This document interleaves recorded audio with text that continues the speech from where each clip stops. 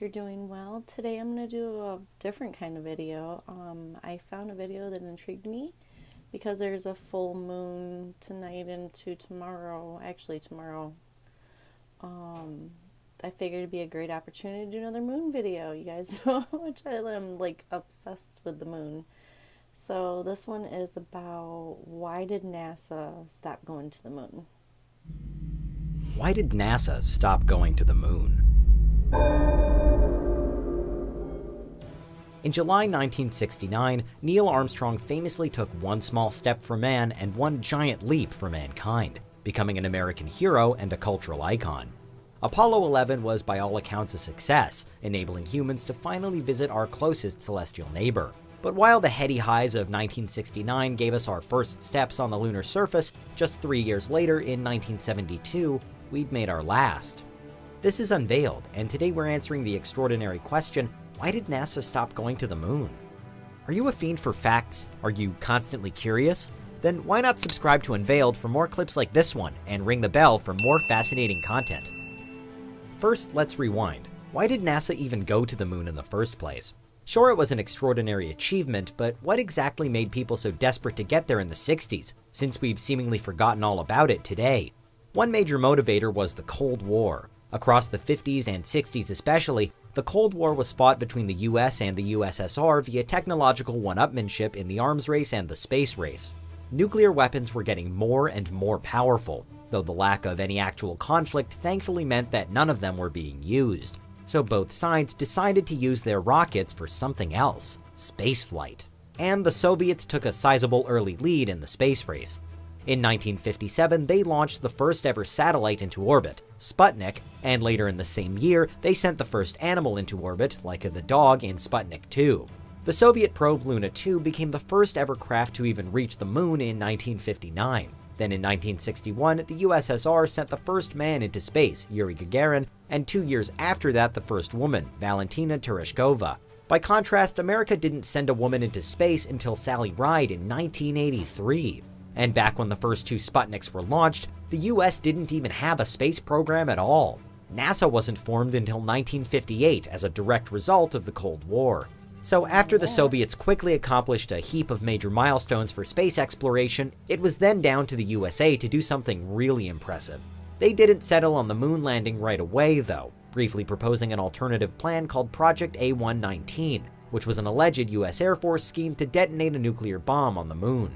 Luckily, when NASA was formed, the powers that be decided to send people to the moon instead of weapons, after wisely guessing that the public probably wouldn't appreciate a nuke in the sky.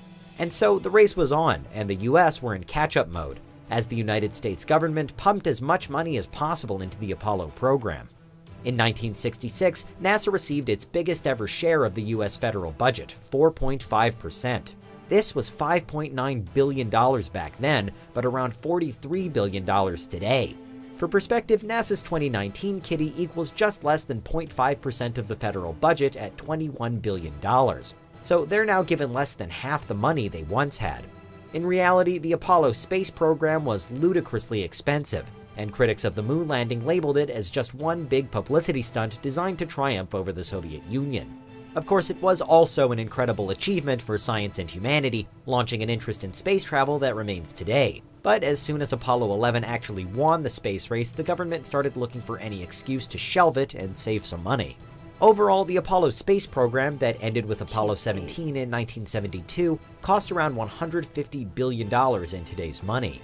And while the space race effectively ended in 1969, the Cold War didn't, and the intentions of the government turned elsewhere. But NASA itself, created expressly to put a man on the moon, never totally lost interest in one day returning to our closest neighbor. It only lost the state funding to do so. Nevertheless, with NASA seemingly slowing down their efforts, more and more other space agencies turned their eye to the moon instead. Up until 1990, all prospective lunar missions were dominated by the Americans and the Soviets, but then came the launch of the Haiten from ISAS, Japan's former space program. After that, the number of moon missions planned by other countries grew and grew. The current Japanese space program, JAXA, have continued to study the moon, as has the European Space Agency and also ISRO in India. So on an international scale, just because we're no longer sending people moonwards doesn't mean we're not still studying it. Probes and rovers are simply a much more cost-effective and comparatively risk-free option compared to humans. They don't need food, water, or oxygen, and there's zero danger of illness, injury, or death. One of the most significant current lunar leaders is the Chang'e 4 spacecraft, sent by the CNSA, China's official space program. The Chang'e 4 is our first craft to land on the fabled dark side of the moon. For some, the move marks the start of a new space race, or new moon race, between China and America. Only this time the US isn't playing catch-up.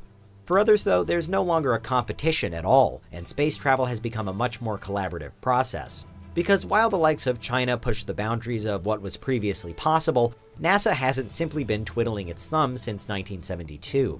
In fact, the agency reportedly does have plans to put people back on the moon by the late 2020s, and they did already launch a revitalized moon initiative, the Constellation program, in 2005, although this was subsequently canceled in 2011, again due to cut government spending. What else has happened since the curtain came down on the Apollo missions? Well, the International Space Station for one. A project again more focused on turning space exploration into a united effort, it's jointly operated by 5 different space agencies from around the world.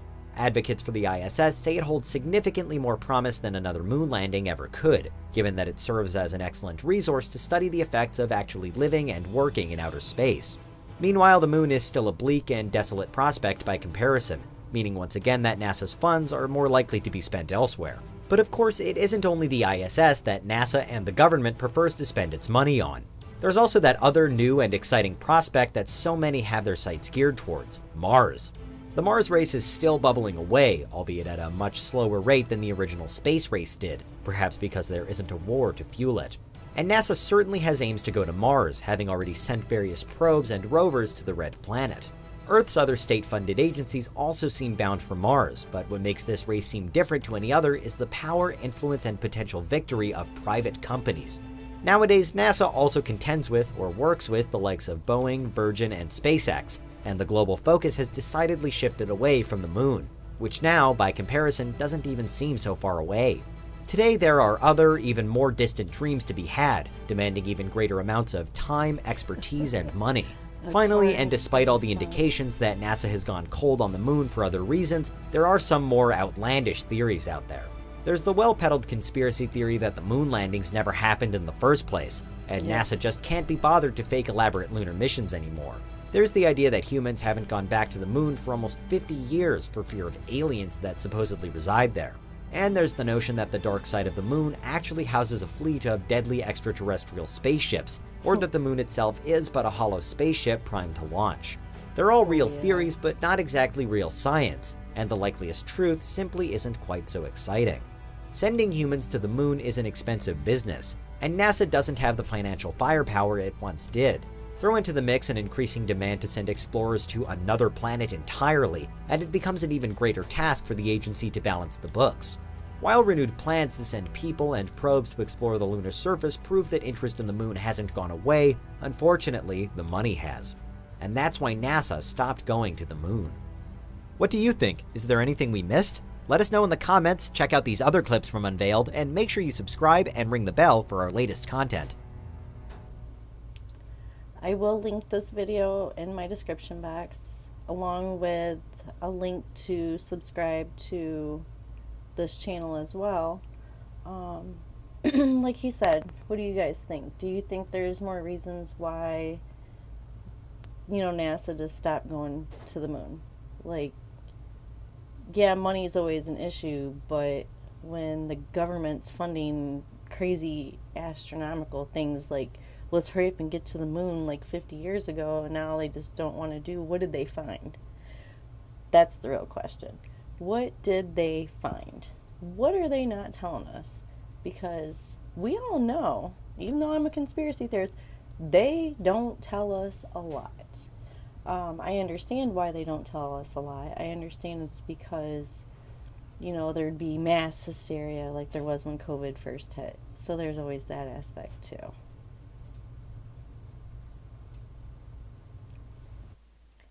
Thank you for watching today's video. If you liked the video, please give me a thumbs up. And if you would like to see more videos like this, please subscribe.